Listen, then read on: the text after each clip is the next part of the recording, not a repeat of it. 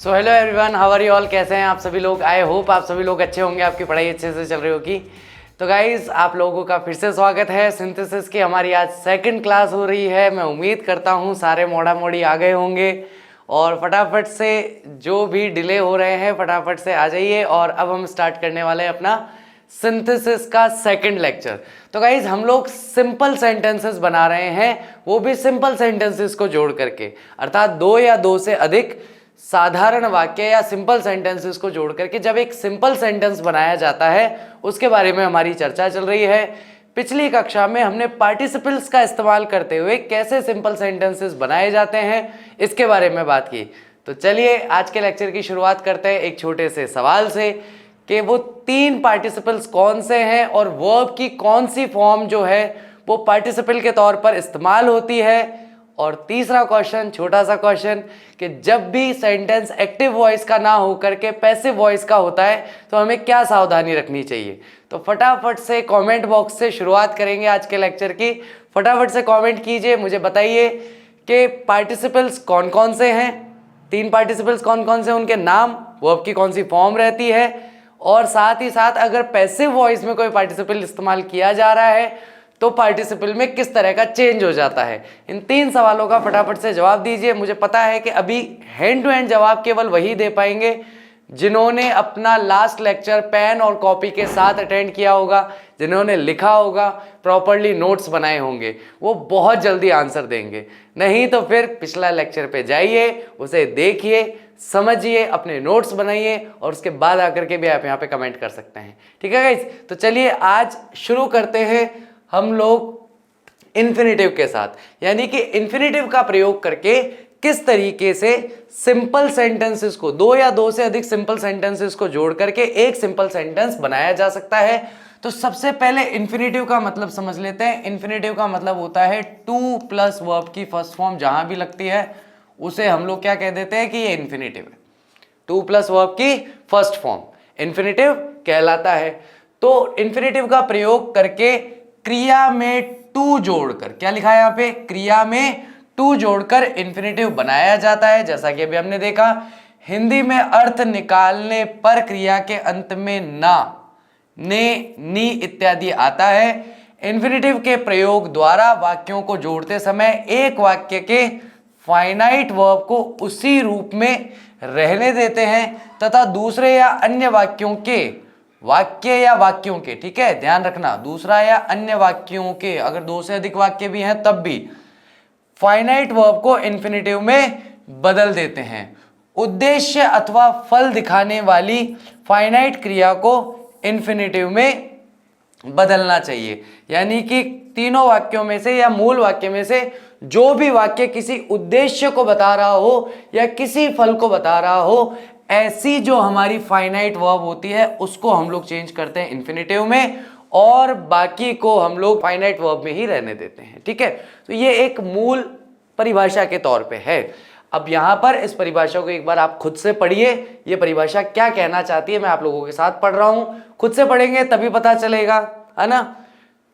जब तक आप पड़ोस वाली सीट पर बैठे रहोगे तब तक कार चलाना कैसे सीखोगे। कार चलाना सीखने के लिए तो ड्राइविंग सीट पे बैठना पड़ेगा। तो अब ड्राइविंग सीट आपके हाथ में है, मैं बैठूंगा साइड वाली सीट पे, मैं बताता रहूंगा कि कार चलानी कैसे, चलानी आपको ही है, क्योंकि end of the day exam में जाकर के आंसर आपको लिखना है, मुझे नहीं लिखना है। ठीक है गाइस, पढ़िए फटाफट से। इन्फिनेटिव का प्रयोग करके क्रिया में टू जोड़कर इन्फिनेटिव बनाया जाता है। तो पहली बात तो ये हो गई, टू प्लस वर्ब की फर्स्ट फॉर्म को इन्फिनेटिव कहते हैं। इन्फिनेटिव के प्रयोग के द्वारा वाक्यों को जोड़ते समय एक वाक्य के फाइनाइट वर्ब को उसी रूप में रहने देते हैं। यानी कि एक वाक्य जो है वो तो रह जाएगा फाइनाइट वर्ब में और वो finite verb as it is रहेगी। फाइनाइट वर्ब क्या होती है, कैसे उसे एज इट इज रखते हैं, पिछली क्लास में बात कर चुके हैं। तथा दूसरे या अन्य वाक्य के फाइनाइट वर्ब्स को क्या कर लिया जाता है, इन्फिनेटिव में बदल देते हैं। उद्देश्य या फल दिखाने वाली फाइनाइट क्रिया को इन्फिनेटिव में बदलना चाहिए। चलिए एग्जाम्पल से समझते हैं। He took a knife, he wanted to kill the hen, यानी उसने अपने हाथ में क्या किया, एक चाकू लिया। और चाकू क्यों लिया उसने, क्या उसका उद्देश्य था चाकू लेने का, भैया हाथ में चाकू लिया तो चाकू लेना या हाथ में चाकू पकड़ना, टुक यानी लेना, ठीक है, तो उसने चाकू लिया। अच्छा, क्या उद्देश्य है भैया उसका चाकू लेने का? मारना, टू किल। क्या करना चाहता है वो? मारने के लिए उसने चाकू लिया है। तो हमने क्या पढ़ा अभी अभी परिभाषा में? चले गए एक सेकंड वापस पीछे। परिभाषा में हमने क्या देखा कि उद्देश्य या फल दिखाने वाली फाइनाइट क्रिया को इन्फिनेटिव में बदलना चाहिए। तो चलिए साहब, सबसे पहले तो ये टू किल जो है, इसी को हम लोग टू किल रखते हैं। यानी कि क्यों लिया उसने चाकू हाथ में? तो उसने चाकू हाथ में लिया मारने के लिए, तो उद्देश्य का पता चल गया। और टुक जो है, जो कि हमारी फाइनाइट वर्ब है, उस फाइनाइट वर्ब को हमने फाइनाइट वर्ब ही रहने दिया, उसे इन्फिनेटिव में चेंज नहीं किया। अब देखो वाक्य कैसा बना। ही टुक अ नाइफ, उसने एक चाकू लिया। He wanted to kill the hen, क्योंकि वह हैन को यानी कि मुर्गे को मारना चाहता था। He took a knife to kill the hen, उसने चाकू हाथ में लिया मुर्गे को मारने के लिए। अब यहां पर सीधा सीधा वाक्य जो है ये इन दोनों वाक्यों का पूर्ण अर्थ दे रहा है। यहां से हमें वांटेड को लेने की आवश्यकता नहीं है कि भाई वो ऐसा करना चाहता था। तो करना चाहता था तो उस बात को हमने सीधा कह दिया कि भाई चाकू हाथ में लिया है, क्यों लिया है? मारने के लिए लिया है। तो he took a knife to kill the hen, यानी कि उसने मारने के लिए चाकू हाथ में लिया। सेकंड देखिए, he is very weak. He is very weak, he can not walk, वह बहुत कमजोर है। पहला वाक्य, वह चल नहीं सकता। दूसरा वाक्य, तो इस वाक्य में तो हमें मिला उद्देश्य कि भैया चाकू हाथ में क्यों लिया, और इस वाक्य में हमें मिला फल। क्या मिला है बोलो? फल मिल रहा है ना कि भाई वह बहुत कमजोर है, और इसका नतीजा क्या निकलेगा, इसका रिजल्ट क्या निकलेगा कि वह चल नहीं सकता। अब इन दोनों को जब हम जोड़ेंगे तो हम देखेंगे कि उद्देश्य या फल को हमें किस में लेना था? फाइनाइट वर्ब से हमें इन्फिनेटिव किसको बनाना है? जो उद्देश्य या फल को बताने वाला हो। अब यहां पर फल क्या है कि भाई वह चल नहीं सकता, तो चलना जो हमारी क्रिया है, जो कि यहां पर हमारी फाइनाइट वर्ब है, इसको चेंज करके हम लोग क्या बना लेंगे? इन्फिनेटिव बना लेंगे। और इन्फिनेटिव बनाने के लिए हमें क्या करना है? टू प्लस वर्ब की फर्स्ट फॉर्म करना है। टू प्लस वर्ब की फर्स्ट फॉर्म यहां करा तो टू वॉक बन गया। ठीक है, अब देखिए यहां पर किसका इस्तेमाल किया गया? He is too weak to walk, यानी वह बहुत कमजोर है चलने के लिहाज से। किस तरीके से बनाया गया? तो इस वाक्य को बनाने के लिए हमने सीधा सीधा प्रयोग किया टू और टू कॉम्बिनेशन का। किसका प्रयोग किया? सीधा टू और टू कॉम्बिनेशन का प्रयोग कर लिया। पहला टू जो है वो बताएगा अत्यधिक को। पहला टू जब भी आएगा वो किसको बताएगा? अत्यधिक को। दूसरा टू जो है वो आया है टू प्लस वर्ब की फर्स्ट फॉर्म बनाने के लिए, यानी कि इस पूरे पोर्शन को इन्फिनेटिव बनाने के लिए। जैसे ही the question is too hard to solve. क्या वाक्य बना है? मैं सीधा कंबाइंड वाक्य बना रहा हूं। हाँ, the question is too hard, यानी कि प्रश्न जो है अत्यधिक कठिन है, टू सॉल्व, उसका उत्तर देने के लिए या समाधान करने के लिए। The weather is too hot, पूरा का पूरा मौसम कैसा है? अत्यधिक गर्म है। अत्यधिक गर्म है पूरा मौसम। किस चीज के लिए? To bear. टू बियर यानी बर्दाश्त करने के लिहाज से, सहन करने के लिहाज से मौसम कैसा है? अत्यधिक गर्म है। तो जब भी टू और टू इसका प्रयोग किया जाए तो पहला टू जो है वो अत्यधिक को बताएगा, और दूसरा टू जो है उसके बाद हमेशा वर्ब की फर्स्ट फॉर्म आ जाएगी, जो कि उसे क्या बना देगी? जो कि उसे इन्फिनेटिव बना देगी। ठीक है, टू के पास वर्ब की फर्स्ट फॉर्म आकर के इन्फिनेटिव बन जाएगा। तो यहां पर ये एक बहुत इंपॉर्टेंट है। और एक चीज और ध्यान रखना, यहां पर पहला वाक्य जो आया ना, उसमें आप देखोगे क्रिया तो कोई है ही नहीं। क्रिया तो कोई है ही नहीं, तो हमारे पास यहां पर कोई फाइनाइट वर्ब थी ही नहीं। ये किस तरह का वाक्य हम पहले बहुत बार बात कर चुके हैं। परिचय, वर्णन, विवरण, कितनी बार बताना है ये, है ना? काफी बार बताया जा चुका है कि परिचय, वर्णन या विवरण देने वाला वाक्य है कि भाई उसका परिचय क्या है, कि अभी उसकी अवस्था कैसी है? अवस्था है भैया वह बहुत कमजोर है। चल सकता है क्या? ही कैन नॉट वॉक, वह चल नहीं सकता। तो he is too weak to walk, अत्यधिक कमजोर है चलने के लिहाज से या चलने के दृष्टिकोण से। अगला देखिए, he wants to study. He has gone to Jaipur. अब मुझे बताओ कि वह पढ़ना चाहता है, पहला वाक्य, ठीक है साहब। He has gone to Jaipur, वह कहां गया है? जयपुर जा चुका है। कहां जा चुका है? जयपुर जा चुका है। तो अब यहां पर दो बातें हैं कि भाई वह जयपुर गया, उसके जयपुर जाने का उद्देश्य क्या था? वह जयपुर गया या वह जयपुर जा चुका है, उसके जयपुर जाने का उद्देश्य क्या है? कि भैया वह पढ़ना चाहता था। अब देखिए यहां पर हमने क्या देखा, वांटेड टू किल में से वांटेड को हटा दिया, तो यहां पर वांट्स अगर हमारे पास है तो इसकी आवश्यकता है क्या हमें अपना मूल वाक्य बनाने के लिए? हाँ, अरे कंबाइंड सेंटेंस बनाने के लिए हमें वांट्स की आवश्यकता है क्या? यहाँ पे हमें वांटेड की आवश्यकता थी ही नहीं जब हमने बनाया, तो यहाँ भी अगर वांट्स आ रहा है तो इसकी आवश्यकता हमें नहीं है। अब बात आती है टू स्टडी और गॉन, तो अब सीधी सी बात बन जाएगा कि he has gone to Jaipur. He has gone to Jaipur, क्यों गया भाई जयपुर? पढ़ने के लिए। तो टू स्टडी, टू स्टडी क्या है? हमारा उद्देश्य है, और उद्देश्य को हमने क्या रखा? उद्देश्य को हमने वर्ब की first form plus two plus verb की फर्स्ट फॉर्म मिला करके इसे क्या बना लिया? यहां पर हमने इसे इन्फिनेटिव बना लिया। सीधा सा काम भाई, वह जयपुर जाना चाहता है, वह पढ़ाई करना चाहता है, वह जयपुर जा चुका है। तो सीधा हिंदी में बोलोगे तो क्या बनाओगे? वह पढ़ने के लिए जयपुर गया, और क्या? He has gone to Jaipur to study, कि वह he has gone to Jaipur to study, यानी कि वह पढ़ने के लिए जयपुर गया। अब यहां पर सीधी सी बात क्या थी? हमें सबसे पहले अपने उद्देश्य को ढूंढना था। हमने अपने उद्देश्य को ढूंढा, उसको इन्फिनेटिव बनाया, और उसके अलावा जो वाक्य है उसको हमने एज इट इज रखा। देखो इस वाले सेंटेंस को हमने एज इट इज रखा, he has gone to Jaipur, he has gone to Jaipur. इसके साथ हमने कोई छेड़खानी नहीं की और सीधा सीधा उद्देश्य बता दिया कि भाई टू स्टडी। इसीलिए अगर मैं कंक्लूड करने की कोशिश करूं तो टू प्लस वर्ब की फर्स्ट फॉर्म जिस भी वाक्य में आएगी वो क्रिया को क्या बताएगी? क्रिया को उद्देश्य अथवा फल के रूप में दर्शाने का काम करती है। कंबाइंड सेंटेंस में क्या करेगी? क्रिया को या तो उद्देश्य के रूप में दर्शाएगी या फल के रूप में दर्शाने का कार्य करती है। अगला देखिए, the book was very difficult, she could not understand.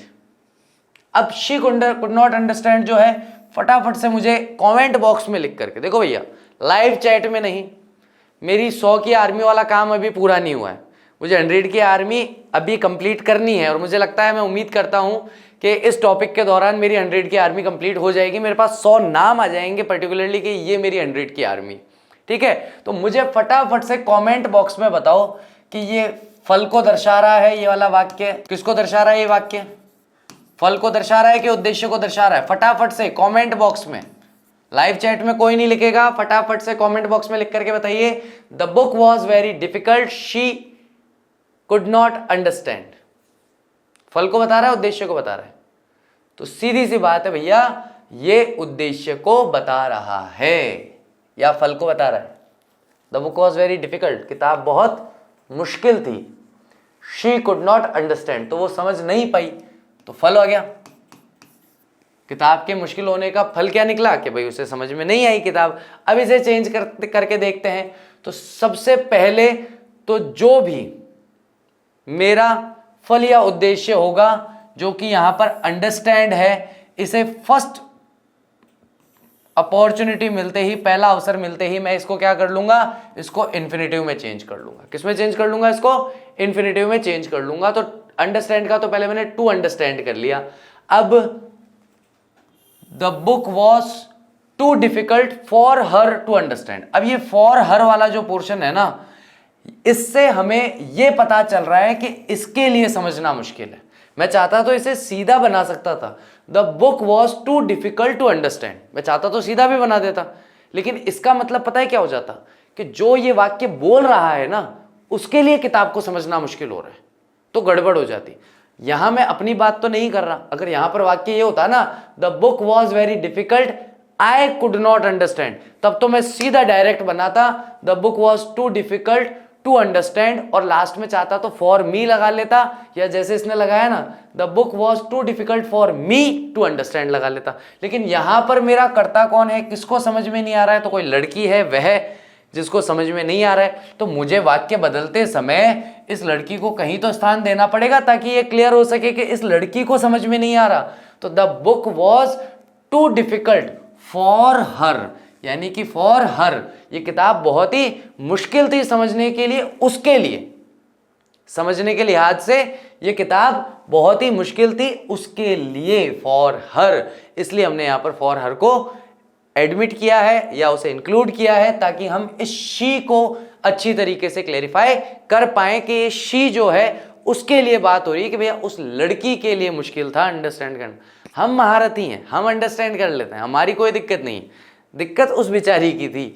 तो इसलिए उसकी दिक्कत है तो उसकी दिक्कत के हिसाब से बताओ, आपकी दिक्कत है तो फॉर मी कर लो, किसी लड़के की दिक्कत है तो फॉर हिम कर लो। इस तरीके से इस तरह के सेंटेंसेस को चेंज किया जा सकता है बहुत ही आसानी से। सबसे पहला काम जो है वो पहला काम कर लो, या तो फल है या फिर उद्देश्य है, तो पहले फल और उद्देश्य को ढूंढ लो। फल और उद्देश्य मिल जाता है, उसको पहले इन्फिनेटिव में चेंज कर लो, तो आपको एडवांस में पता रहेगा कि बची हुई सेकंड जो वर्ब है केवल उसी में दिमाग लगाना है और उसी को किस में कन्वर्ट करना है, केवल उसी को कन्वर्ट करना है फाइनाइट वर्ब में, यानी वो फाइनाइट टू फाइनाइट रह जाएगी और फल और उद्देश्य को दर्शाने वाली जो भी क्रिया होगी उसको हम इन्फिनेटिव बना लेंगे। ठीक है, इसका थोड़ा सा हमें ध्यान रखना है। आपके सामने एक्सरसाइज है, इसमें फर्स्ट क्वेश्चन आपको दिया गया है, इसको आप कमेंट बॉक्स के अंदर इसके आंसर लिखेंगे, मैं भी कमेंट बॉक्स में ही इसके आंसर्स डालूंगा, तो फटाफट से कमेंट बॉक्स में इसके आंसर्स लिख दीजिए क्या है इसके आंसर्स। एक क्वेश्चन तो ये है, पॉज करके इसे नोट कर लो इस क्वेश्चन को, आगे भी क्वेश्चन है, मैं आगे वाली स्लाइड ले रहा हूँ। ठीक है, वीडियो पॉज कर लीजिए, इस क्वेश्चन को नोट कर लीजिए और आराम से बैठ के कीजिए। पहले कॉपी में करना चाहे तो कॉपी में कीजिए, कोई दिक्कत नहीं, जल्दबाजी नहीं, आराम से, प्रेम से, शांति से, धीरे धीरे, है ना। ये 3 क्वेश्चन और है, क्वेश्चन नंबर 2, 3 एंड 4, इनको भी आप लोग अच्छे से कीजिए। वीडियो पॉज कर लीजिए गाइस, मैं अगले जो टॉपिक है हमारा नॉमिनेटिव एब्सोल्यूट जो है उसके बारे में बात करने वाला हूं। चलिए, तो रूल नंबर 3 यहां पर हम लोग डिस्कस कर रहे हैं। रूल नंबर फर्स्ट हम लोगों ने डिस्कस किया था पार्टिसिपल्स, रूल नंबर 2 हम लोगों ने डिस्कस किया था इन्फिनेटिव्स, अभी करा। रूल नंबर 3 में हम बात कर रहे हैं नॉमिनेटिव एब्सोल्यूट के बारे में। तो नॉमिनेटिव एब्सोल्यूट का प्रयोग करके, नॉमिनेटिव एब्सोल्यूट उस कर्ता या नॉमिनेटिव को कहते हैं जो वाक्य में स्वतंत्र है, एब्सोल्यूट है, यानी कि सीधी सीधी बात कहूं तो वाक्य हो गया,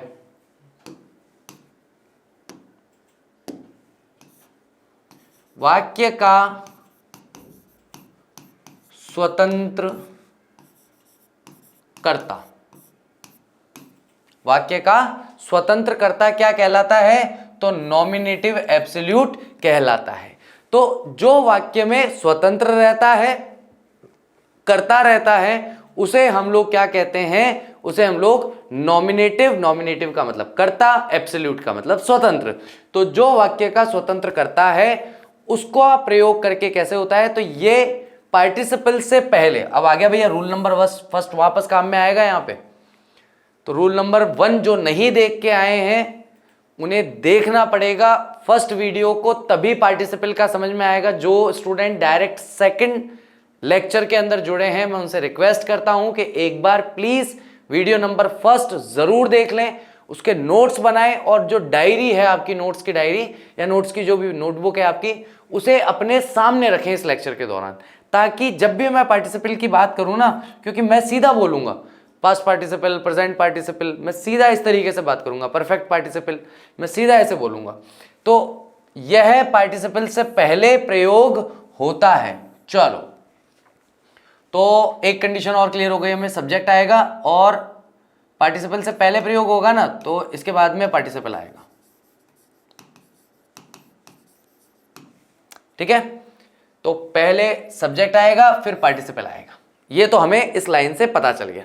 यह पार्टिसिपल से पहले प्रयोग होता है, ऐसे कर्ता का कोई भी प्रभाव वाक्य के वर्ब पर नहीं पड़ता। इंपॉर्टेंट बात, इस तरह का जो कर्ता होता है उसका कोई प्रभाव वर्ब पर नहीं पड़ता, क्योंकि यह ना तो किसी फाइनाइट वर्ब का कर्ता होता है ना ही कर्म, यानी कि ना तो किसी फाइनाइट वर्ब का कर्ता है और ना ही वो कर्म है। तो कर्ता भी नहीं है, कर्म भी नहीं है, यानी कि ना एक्टिव वॉइस के अकॉर्डिंग उसे सब्जेक्ट कह सकते हैं ना पैसिव वॉइस के अकॉर्डिंग उसे सब्जेक्ट कह सकते हैं।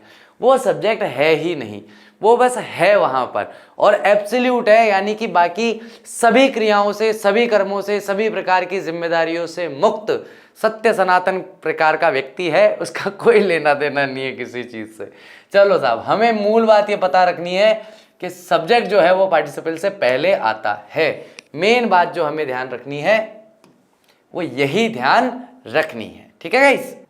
तो यहां पर गाइस हमें क्या मिला, दो एग्जाम्पल मिल रहे हैं। ये सेपरेट और कंबाइंड सेंटेंस ऐसे नहीं है कि हम इन्हें इस तरीके से देखें कि भाई ये इसका उत्तर है, ये इसका उत्तर नहीं है। ये दोनों अपने आप में एक एग्जाम्पल के तौर पर हैं, जहां हमें क्या देखने को मिल रहा है, the sun having set the stars came up in the sky. ठीक है, तो यहां पर हैविंग का प्रयोग हुआ द सन से पहले। द मीटिंग बीइंग ओवर, तो यहां पर बीइंग ओवर जो है वो हमारा क्या है, वो हमारा पार्टिसिपल है, और पार्टिसिपल से पहले द मीटिंग का प्रयोग हमने किया है, और बाकी जो चीजें हैं वो यथावत रहेंगी। उपयुक्त वाक्यों में हम देखें तो सन और मीटिंग जो है वो नॉमिनेटिव एब्सोल्यूट्स हैं। नॉमिनेटिव एब्सोल्यूट का प्रयोग तब होता है जब प्रत्येक वाक्य का सब्जेक्ट एक ही ना होकर अलग अलग होते हैं।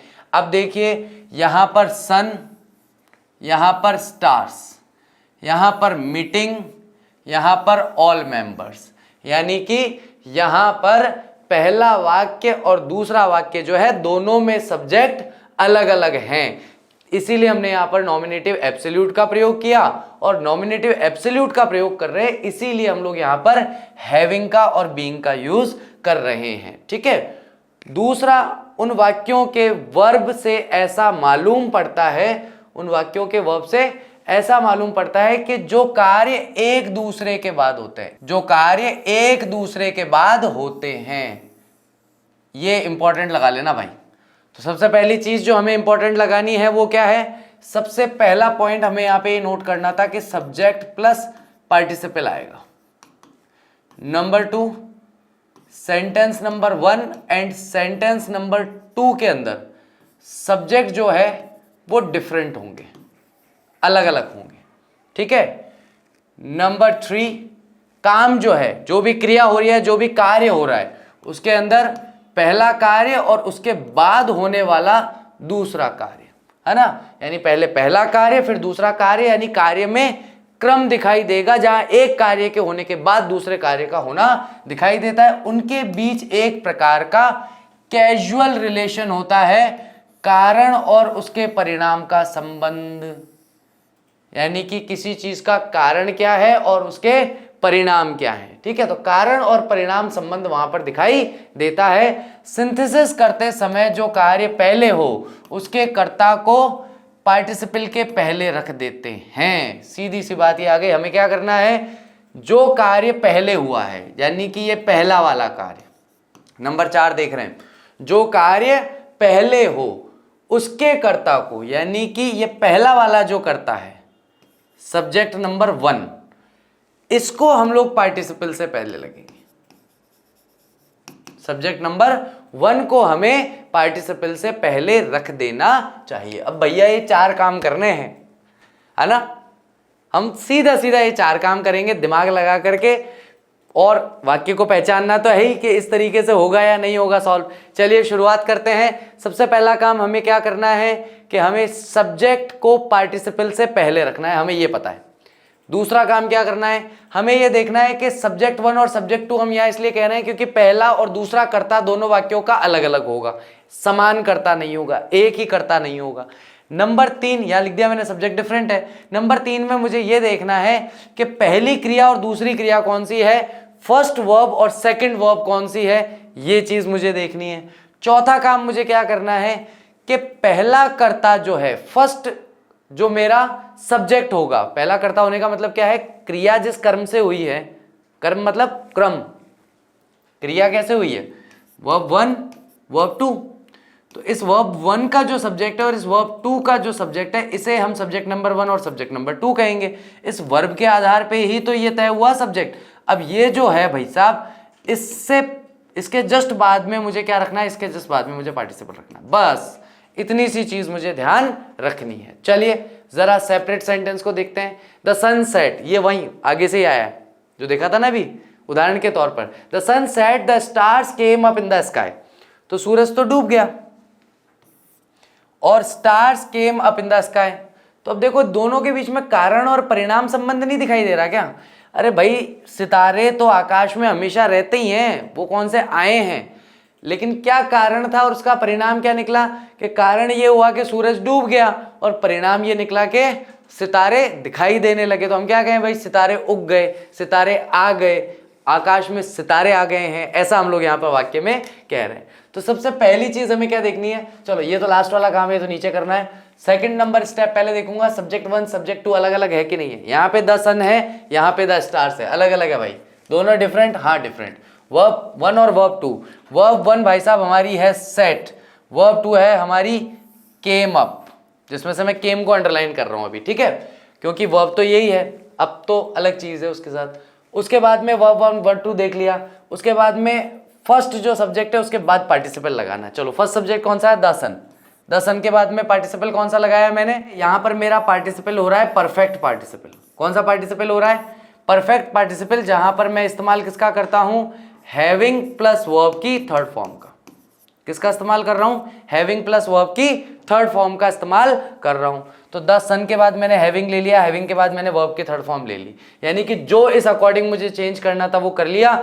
दूसरा सेंटेंस क्या है, the stars came up in the sky, the stars came up in the sky. छेड़ूंगा भी नहीं, टच भी नहीं करूंगा, जबरदस्ती जाके बचीड़े नहीं खाऊंगा उससे, जबरदस्ती जाकर के उससे पंगे नहीं लूंगा, क्योंकि मेरा उससे कोई लेना देना नहीं है। सेकंड सेंटेंस, भाई खुश रहे, जैसा है वैसा का वैसा बैठा रहे, मुझे तेरे से कोई लेना देना नहीं। आई मेरी बात समझ में? हमें जो भी चेंजेस करने हैं, जो भी हमें अपनी कलाकारी दिखानी है, वो फर्स्ट सेंटेंस में दिखानी है, फर्स्ट सब्जेक्ट में दिखानी है। सेकंड वाले से हमें फालतू के पंगे नहीं लेने हैं, है ना, अननेसेसरी पंगे लेकर के और अपना काम खराब नहीं करना है।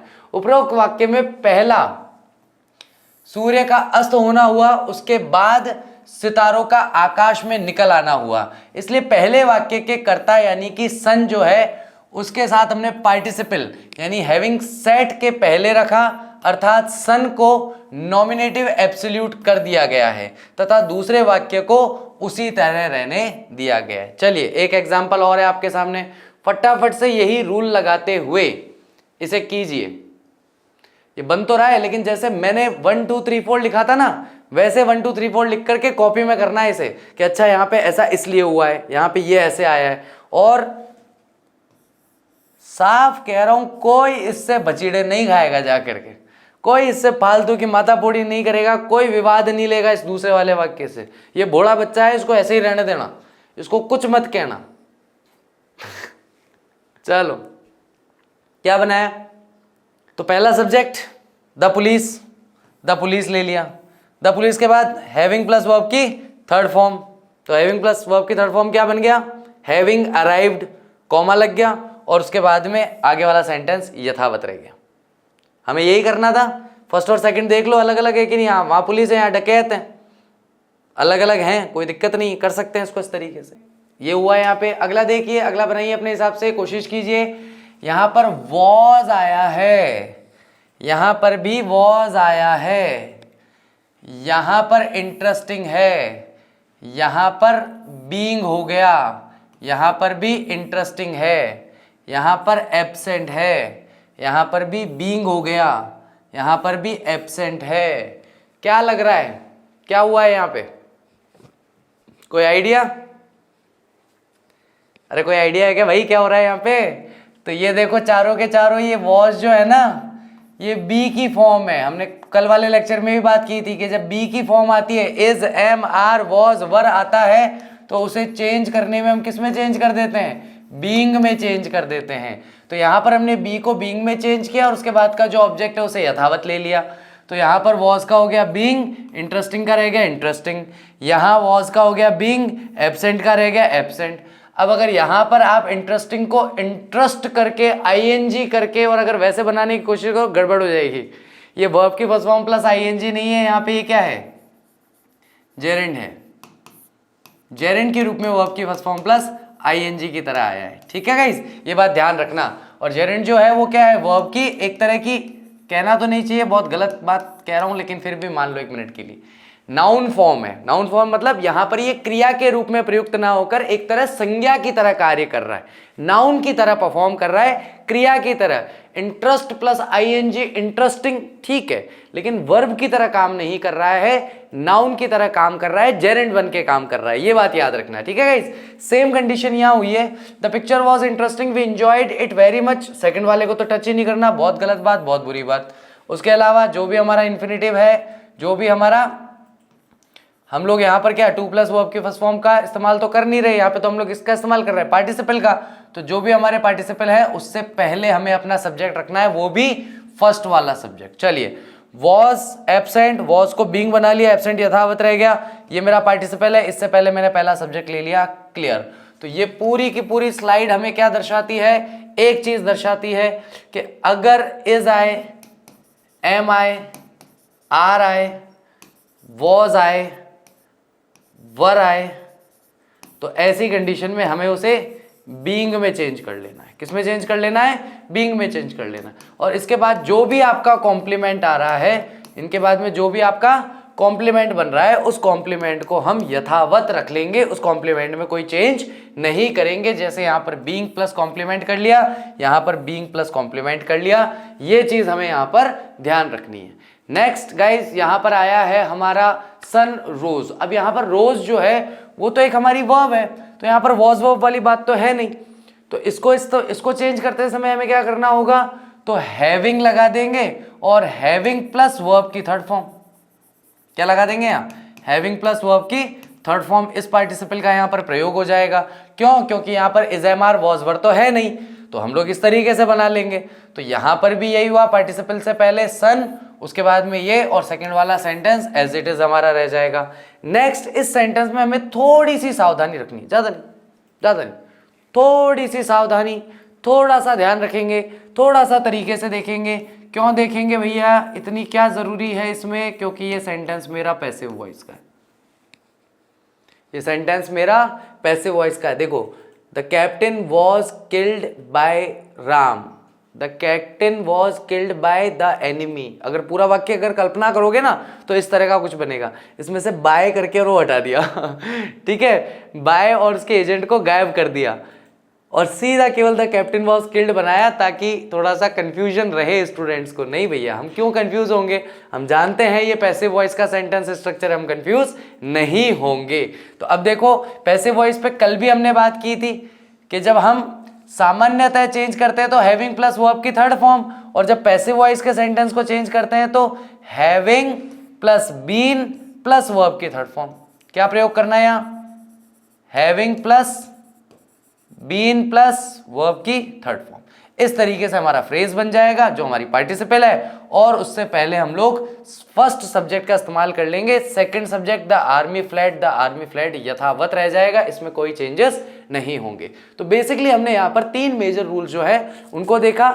सबसे पहला ये देखा हमने कि इसको चेंज करते समय हमने सीधा, क्योंकि एक्टिव वॉइस का सेंटेंस था, तो हैविंग प्लस वर्ब की थर्ड फॉर्म लगा ली और इस वाले सेंटेंस को हमने चेंज कर लिया। हमें कोई दिक्कत नहीं आई, एक्टिव वॉइस का सेंटेंस है, बेसिक सेंटेंस है, कोई इश्यू नहीं, कोई परेशानी नहीं।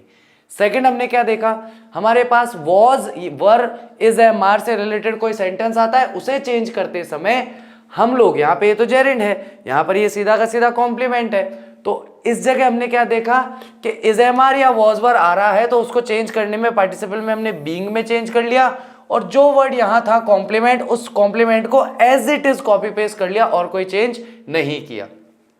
एक कदम आगे बढ़ते हैं, यहां हमें क्या मिला, तो यहां पर हमें मिला वर्ब की third form, having plus verb की थर्ड फॉर्म मिल गई।